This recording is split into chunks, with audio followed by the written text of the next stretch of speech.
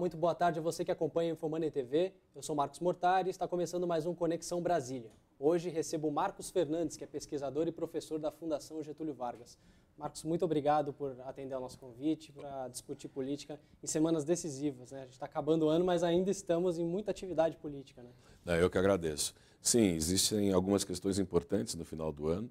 É muito pouco provável que se vote a questão da Previdência, mas estão acontecendo algumas coisas interessantes aí que a gente pode conversar. É isso que eu vou tocar. O primeiro ponto na entrevista, Marcos, na verdade, o governo anunciou aí, colocou como data para a votação dia 18 de novembro, na última semana, essa semana do recesso parlamentar, a questão da reforma da Previdência, como um farol, um marco aí para tentar construir uma base até lá.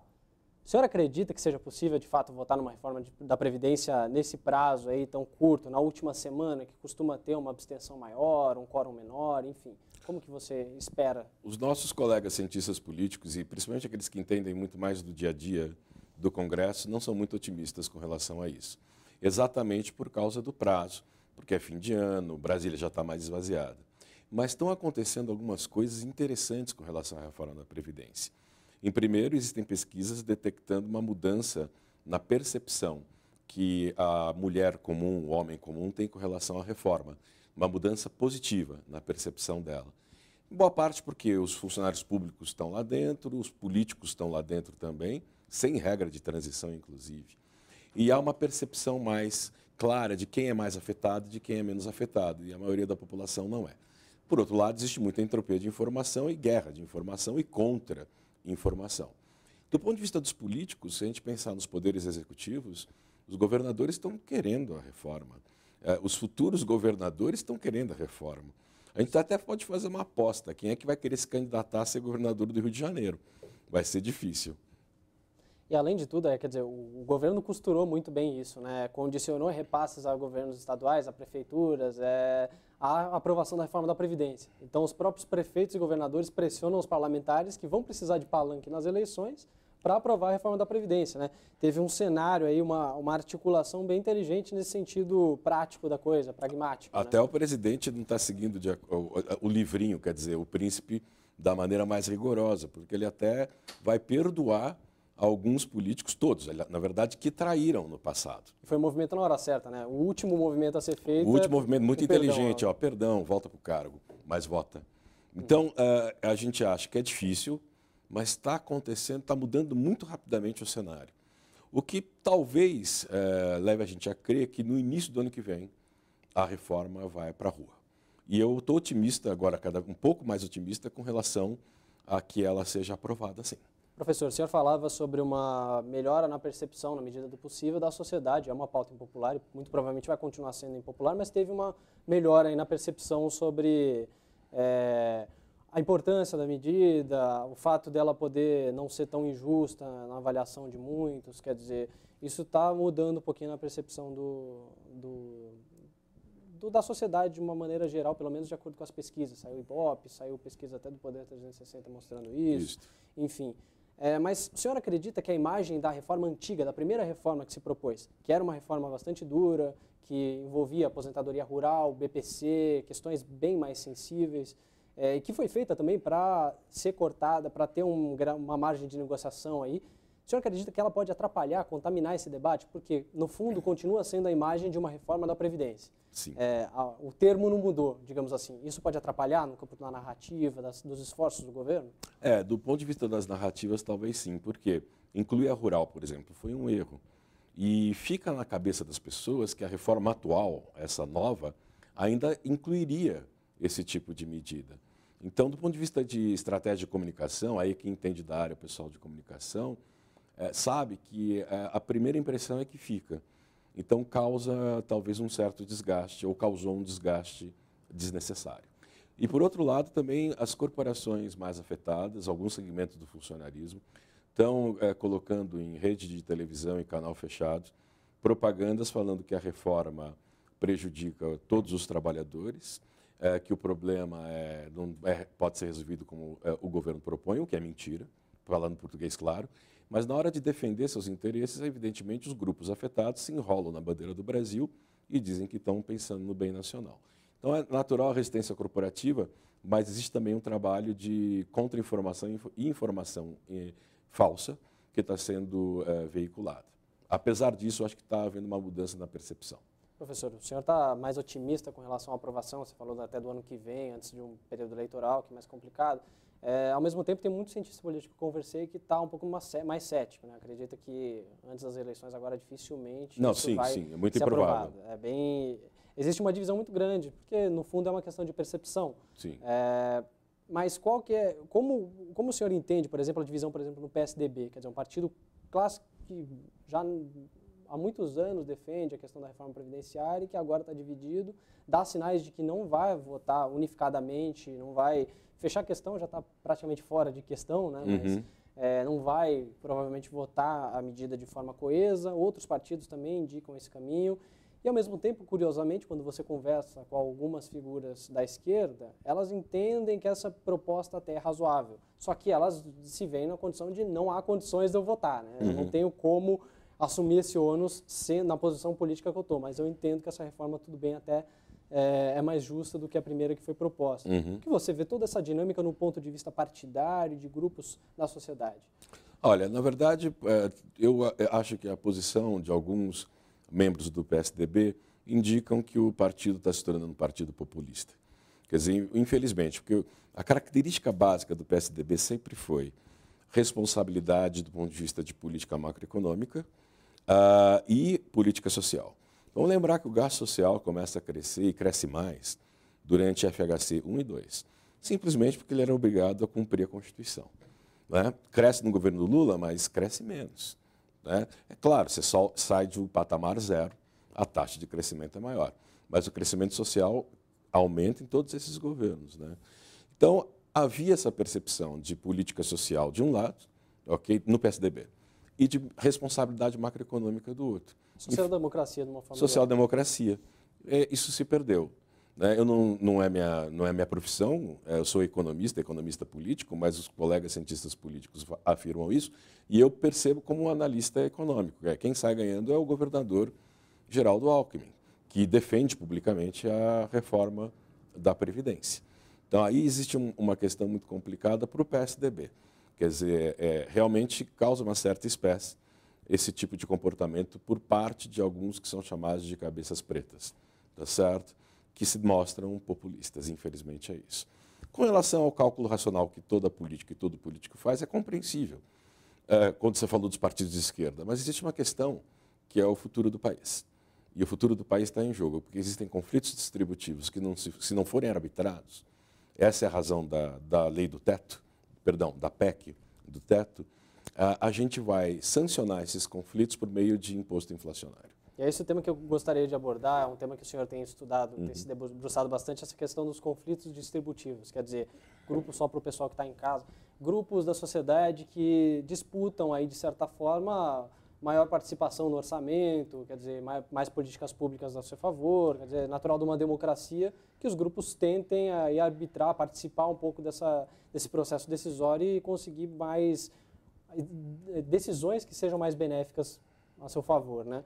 Como que o senhor observa a questão da PEC do teto, né? Que é uma PEC que determina um congelamento de gasto público e que, em tese, até os ministros já diziam que isso explicitaria essa arena de disputa aí entre os grupos de interesse. Quer dizer, quem quisesse buscar a fatia do orçamento ia ter que passar pelo Congresso, ou seja, pela representação da sociedade, numa forma mais transparente, a despeito do que acontecia. Essa era a argumentação do governo. Como que você observa esse conflito? Ok. Toda a literatura de economia política do processo orçamentário, tradicionalmente, quando pensa em democracias, considera que o orçamento público é a principal peça, ou uma das principais peças, do palco da democracia.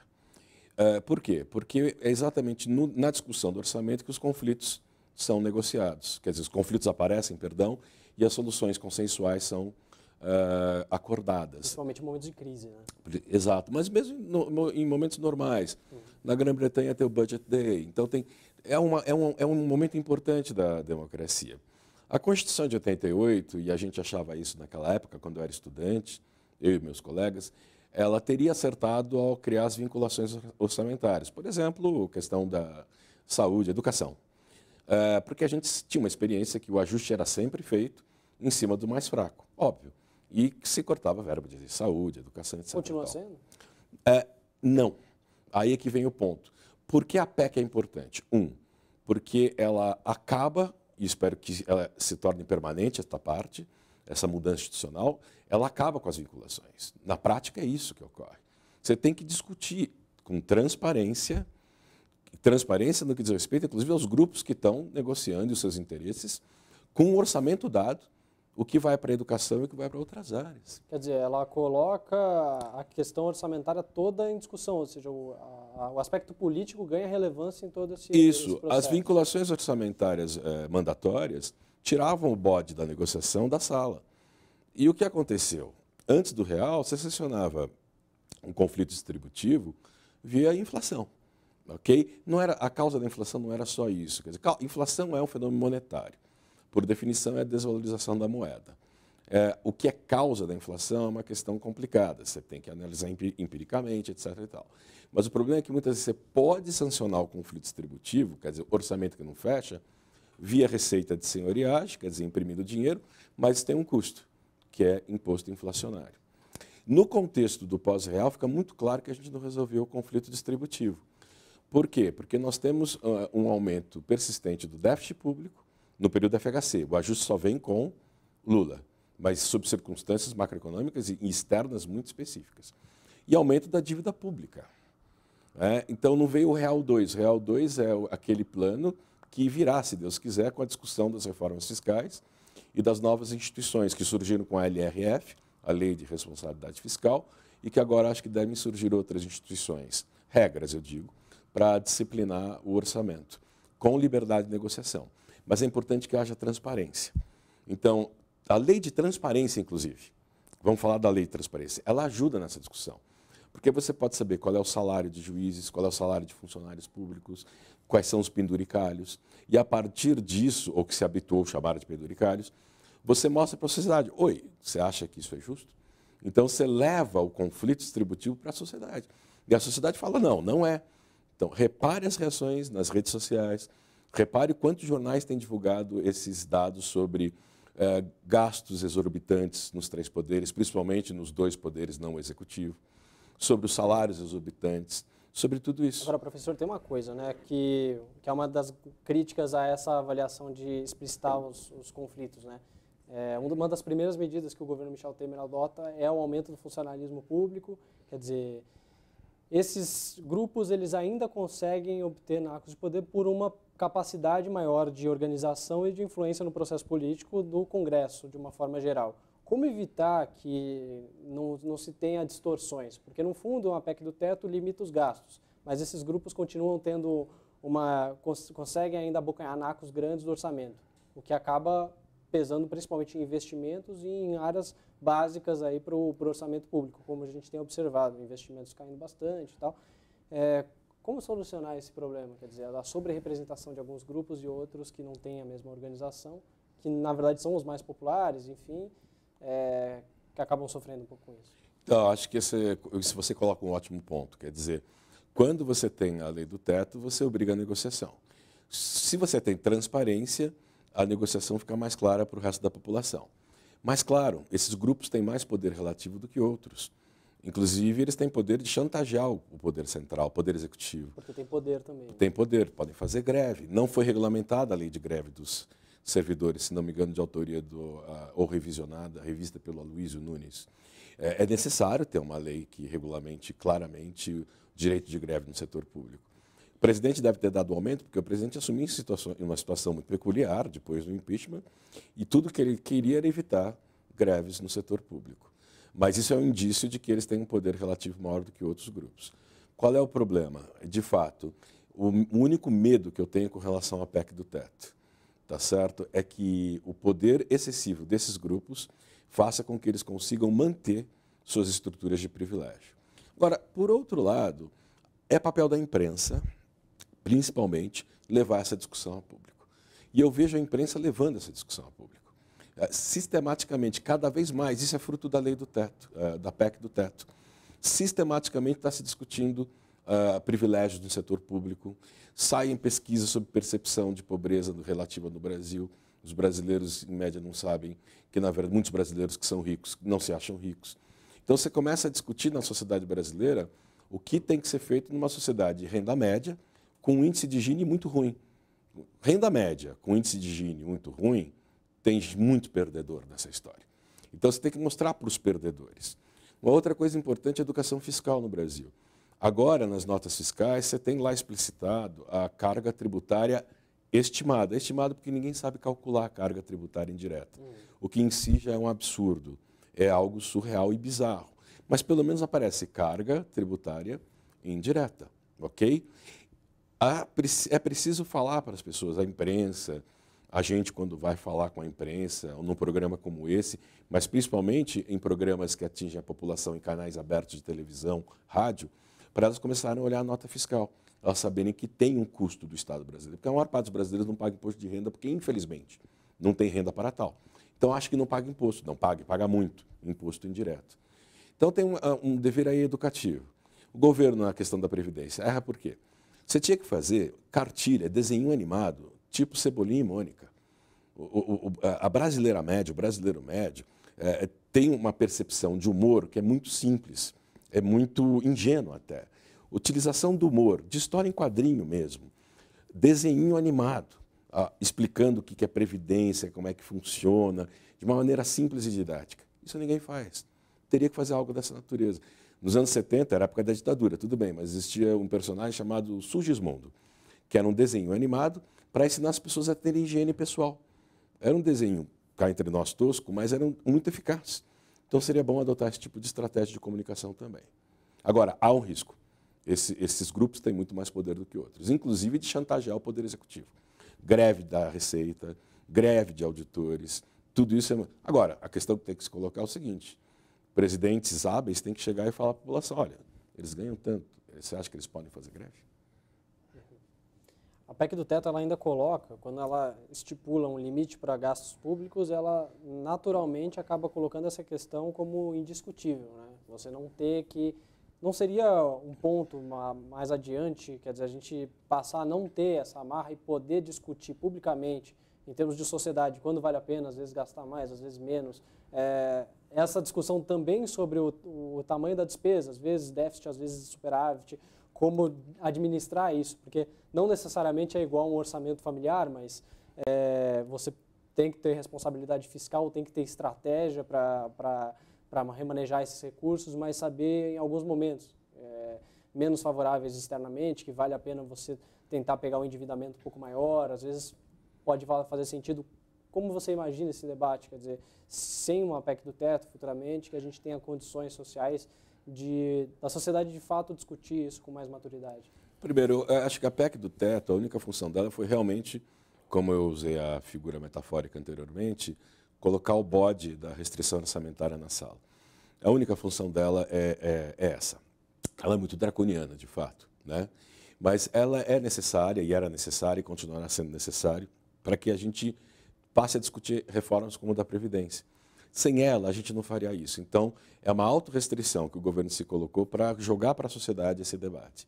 Posteriormente, você pode discutir, sim, flexibilidade, regras racionais. Vários países possuem vários arranjos institucionais de forma a evitar irresponsabilidade fiscal. Os Estados Unidos mesmo tem um sistema até draconiano de corte linear de recursos quando a dívida pública ultrapassa um teto específico. Todo ano tem que ter um debate com risco de shutdown. Exatamente, que foi o que aconteceu quase com Obama, tá certo? Então, várias sociedades desenvolveram vários checks and balances e regimes de controle para evitar endividamento excessivo, esse tipo de coisa. Existe uma agência nova de responsabilidade fiscal, é uma agência importante, ok, que também vai cumprir um papel no futuro, se a sociedade civil participar com alguns membros da equipe que compõe essa agência, das discussões sobre política tributária, política de gasto e endividamento do Estado. É um ex-aluno nosso, Felipe Salto, que assumiu essa agência. É uma inovação institucional importante. Então, a gente está pensando em inovações institucionais inteligentes. A lei do teto, se você me perguntar, a PEC do teto, ela é uma PEC, uma lei constitucional inteligente? Não, ela é meio burra. ela é meio burra porque ela é uma lei, ela engessa, é muito draconiana. Só que é essa lei burra que a gente precisa agora. É esse engessamento, é esse corte que a gente precisa ter agora. Sem ela, a gente não estaria discutindo o Brasil do ponto de vista da crise fiscal e do risco da volta da inflação. A minha geração toda, a gente pegou a inflação de 80%, 90% ao mês. A gente não quer ver isso de novo. É que tem muitos jovens que não sabem o que foi isso. E muita gente fala do Plano Real, sem conhecimento de causa, como se o Plano Real fosse uma conspiração neoliberal do Banco Mundial, o que não é verdade. O Plano Real foi a primeira grande inovação institucional do Brasil moderno. Então, a gente tem que colocar essa questão com mais maturidade no âmbito da discussão na sociedade civil. Essa é a minha impressão.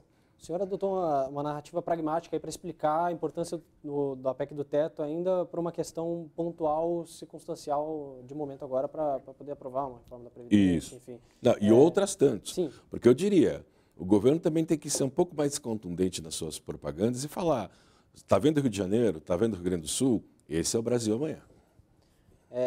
Como que o senhor observa, então, quer dizer, a PEC do teto haverá de ser revogada em algum momento nos próximos anos? O senhor imagina um universo desse? Não deve continuar até os 20 anos aquela de vigência que ela é proposta, né, com aqueles 10 anos iniciais para uma revisão e mais 10 anos, enfim?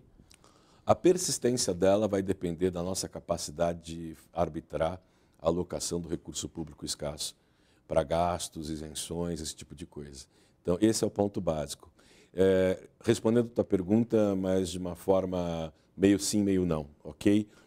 O sucesso da PEC, a persistência dela, do teto, vai depender do nosso sucesso em resolver a crise fiscal do Estado brasileiro. Quanto mais cedo a gente resolver, mais bem-sucedida ela será. E será bem-sucedida em que sentido? Ela poderá ser descartada. Mas isso vai depender de um ajuste fiscal real e estrutural. E nós estamos longe, e muito longe, de um ajuste fiscal estrutural. Não estou falando de ajuste cíclico, pró-cíclico, não é. Estou pensando em questões de longo prazo. Em última instância, é como evitar crescimento persistente da dívida pública. Lembrando que, às vezes, fazer dívida é algo bom, mas não agora. Professor, ainda nessa questão de previdência, qual que é, na verdade, da PEC do teto, né?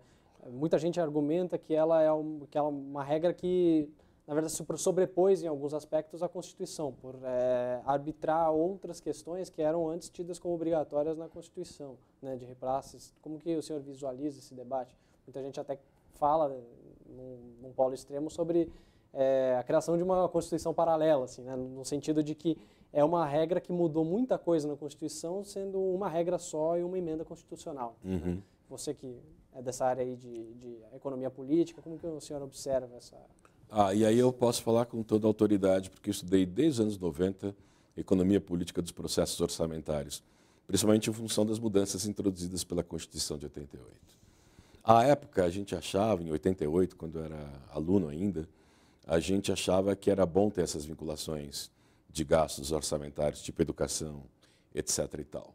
Porque a gente tinha a experiência de que sempre o ajuste era feito em cima dos grupos com menos voz, com menos poder. Só que hoje eu acho que a sociedade mudou, o debate tem que ser maduro numa democracia, você tem que discutir com transparência os interesses envolvidos na sociedade em torno de recursos escassos. Então é um passo para o amadurecimento da nossa democracia. E tem um outro ponto, falando sobre a PEC do teto, porque ela é até super constitucional, por assim dizer. A Constituição de 88 judicializou a lei da gravidade. Ela tentou até mesmo revogar a lei da gravidade. O que eu quero dizer com isso? Existem artigos na Constituição e a própria concepção de política social e política econômica, nas partes onde envolvia judicialização das mesmas, e política fiscal e gasto é uma política econômica, pressupunham um país, no meu entender, e agora vendo retrospectivamente, cujo PIB não cabe nela, cuja a economia real não cabe nela, cujo funcionamento microeconômico da economia real não cabe nela. Então, existe um monte de questões que foram deixadas de lado na discussão da Constituição de 88, porque era de 88, talvez, porque em 89 acaba a Guerra Fria, acaba o comunismo no leste europeu, enfim. Havia ainda algumas visões de mundo, talvez um tanto quanto enviesadas, a minha e de outros colegas também, que achavam que você podia fazer social-democracia pela lei, mas não é pela lei que você faz, é por políticas públicas com eficácia e com impacto que você faz. Então, na verdade, a resposta que eu te dou é o seguinte: o problema é que a nossa Constituição, ela judicializou em demasia algo que não pode ser judicializado, que é a política econômica. E o orçamento público, que tem que ser flexível e que tem que ser discutido com a sociedade, porque, repito, discussão orçamentária talvez seja um dos momentos mais importantes numa democracia. E quando você tem praticamente todo o orçamento da República comprometido, não tem discussão nenhuma. Não há discussão, não há debate. E aí a gente não entra nas discussões sobre por que será que alguns segmentos ganham mais do que outros? Por que será que tem tantas isenções para alguns setores de empresas? Por que será que dão subsídios para tal tipo de atividade? Aí você tem que começar a discutir o custo e o benefício dessas políticas. E mostrando, olha, quantos bilhões de reais que deixam de ser arrecadados por causa de isenção, puxa, será que não seria um bom aporte para o Bolsa Família, que é um programa meritórico e muito eficaz e de impacto? Não seria bom gastar esse dinheiro, então, com a educação? Ah, se gasta muito no Brasil com o ensino superior? Sim, em termos relativos, se você comparar com o ensino fundamental. Vai discutir isso numa universidade federal. Você tem que tomar cuidado, porque você corre risco de vida. Quer dizer, existem até esses interesses dentro do próprio setor público, dentro da área da educação, onde nós temos pessoas com um pouco por interesse, um pouco por ignorância, um pouco a mistura dos dois, que acham que o gasto com a universidade brasileira é pouco. Não, não é. Você tem problema de eficácia do gasto. Você tem a discussão que não é para financiar a universidade, tá? Mas é de justiça distributiva, que é universidade paga por quem pode pagar e não paga por quem não pode pagar, até com bolsa para quem não pode pagar. Não é para financiar a universidade, mas é uma questão de justiça do gasto. Essas discussões só aparecem, como numa casa, numa família, quando a corda está no pescoço. A PEC do teto é a corda no pescoço. Professor, levando em consideração o atual cenário aí, que muita gente critica a questão de investimento em ciência e tecnologia, o senhor, professor, percebe a questão da CAPES, da CNPq, que também tiveram uma desidratação muito grande em termos de recursos, por conta da crise mesmo. O senhor acredita o senhor tem esperança de que vá haver uma arbitragem mais justa da questão da alocação dos recursos orçamentários no futuro com esse debate que a gente está construindo nesse momento, quer dizer, nesse momento do país? Como você falou de ciência e tecnologia, vamos trabalhar com esse caso, embora eu pudesse utilizar outros exemplos. Esse caso exemplar, qual política de ciência e tecnologia o Brasil tem? Nenhuma. Onde ele tem, são políticas que vêm de décadas atrás, onde você tem universidade e indústria acoplados. CTA, ITA, Embraer. Luiz de Queiroz, Viçosa, Escola de Agronomia e a Embrapa, que são exemplos de sucesso. Instituto de Matemática Pura e Aplicada no Rio de Janeiro e até a Rede Globo, no desenvolvimento de algoritmos e, enfim, de produto matemático que é necessário para essa área. A gente teria que replicar esse tipo de estratégia tecnológica escolhendo bem setores, né? Isso a gente não tem. Mas tem um outro problema. FAPESP. Cada real que o cidadão paulista transfere para a FAPESP, é ICMS, né? Quantos centavos chega ao cliente final, que é o bolsista? 95 centavos. Lá na FAPESP, quando ela foi feita no Estatuto, 5% é o custeio. Porque qual é a função da FAPESP? É transferir grana do contribuinte para os bolsistas. Não é isso? E para os pesquisadores. Isso é eficiência. Isso é política pública eficaz, tem planejamento da FAPESP e que de impacto. Vai ver o orçamento do CNPq, vai ver a CAPES, mas vai ver o CNPq.